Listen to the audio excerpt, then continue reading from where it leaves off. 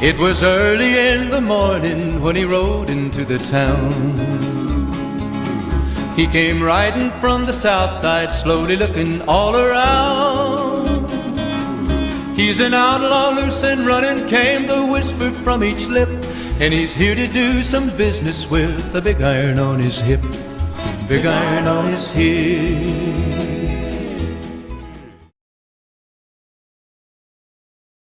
Well, it's been another sort of quietish day today. Had the odd nod and rattle on the rod tip, but they're not going wild. But then that's fishing, isn't it? That's the way it goes. If it was mad every time, then well, they call it catching, not fishing. The river here has changed dramatically in the last couple of 3 years, really. Last winter was nice and mild. The two previous ones were really intense, some of the most intense in living memory, and the whole river takes a pretty massive kicking from these extreme winters, when all of river life is working overtime just to survive. The fish inevitably take a good hammering. Big iron on his hip. Yes, we're in.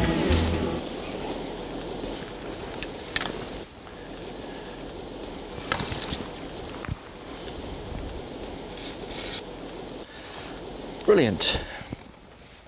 Nice brassy old chub. Look at this parasite that's just crawled out the back end of the fish. Must be lovely, mustn't it, to go about your life with one of them inside you? Well, that parasite was probably an acanthocephalon, a spiny-headed worm. Chub in particular can have their guts absolutely filled with them. They bury their head, their spiny head, into the gut wall and just absorb all the nutrition from the food that the fish have been eating. So I think it's time to put this fish back while it's still kicking and full of energy, but of course you have to give them a good kiss so that they feel appreciated before you do that. Big iron on his hip.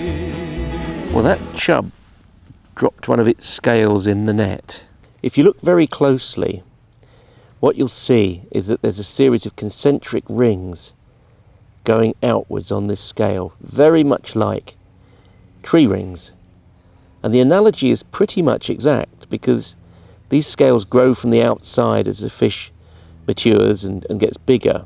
Now, if I took this back and put this under one of my microscopes or a magnifying lens, I could count accurately the number of rings. Big iron on his hip. I've got a special device with me called my daughter's pond net.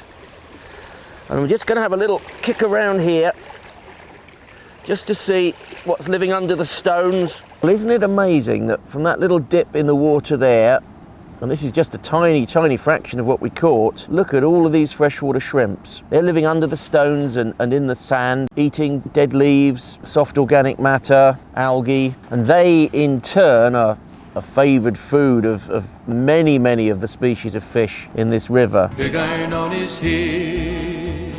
In the summer, the hay bales are all piled around here.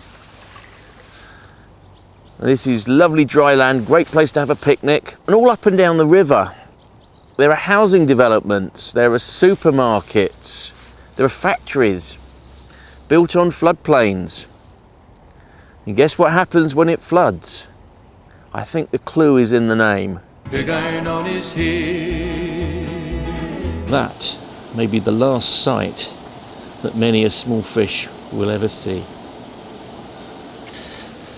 Perfection is something that nature is particularly good at, but this is a beautiful, streamlined, mottled pike. Pike has this enormous mouth. We have to be so careful of putting our fingers in it.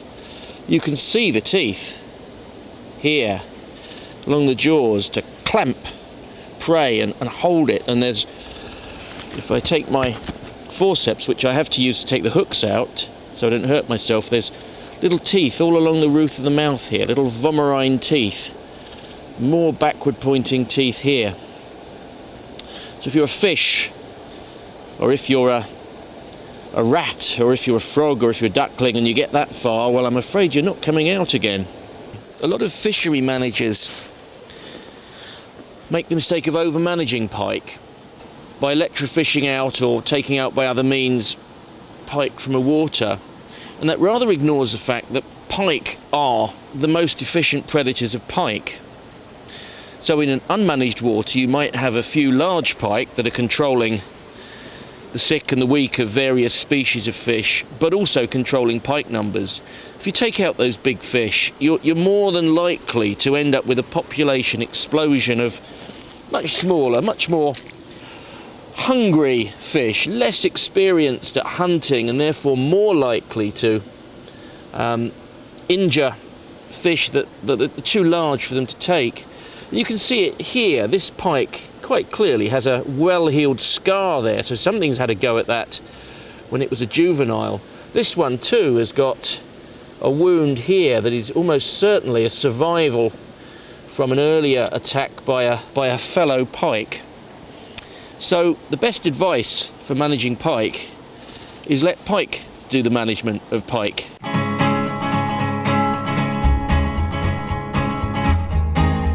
Thought we'd have a crack at the barbel today, because when the river's up and spatey like this, the barbel, as long as it's not too cold, they start nosing about. They come up the edges of the river looking for food that's been washed in, and when the river looks uninviting and brown and swirly, well, that can be just what Mr. Barbel likes.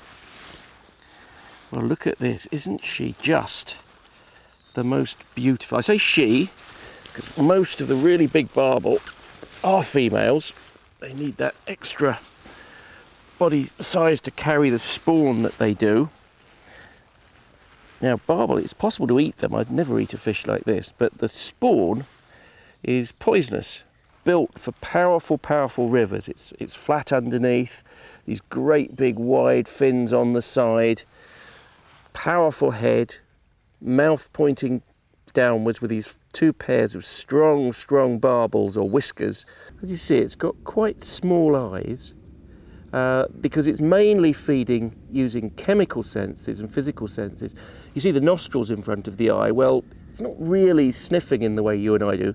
Look at that powerful mouth. It's great big lips, powerful lips on the underside of the body. This fish is hunting around on the riverbed using those whiskers or barbels around its mouth, two pairs of them. That's what gives the fish its common name. And it's hunting out invertebrates, plant matter, all sorts of stuff buried in silt, under stones, and so forth. So it's accessing a whole larder of food that is less accessible to other river fish. Where we caught that barbel a month or so back was really just out there, about 20 foot away, but actually about 7, 8, even 9 foot down on the edge of the river where it was in lower flows. And where's that barbel now? Well, I think it's probably more or less in this same general vicinity, because this water is storming over its head, but the habitat roughness down at depth will be maintaining a relatively static or slow flowing sheet of water close to the riverbed. And of course that's where barbel live. And he's here to do some business with a big iron on his hip, big iron on his hip.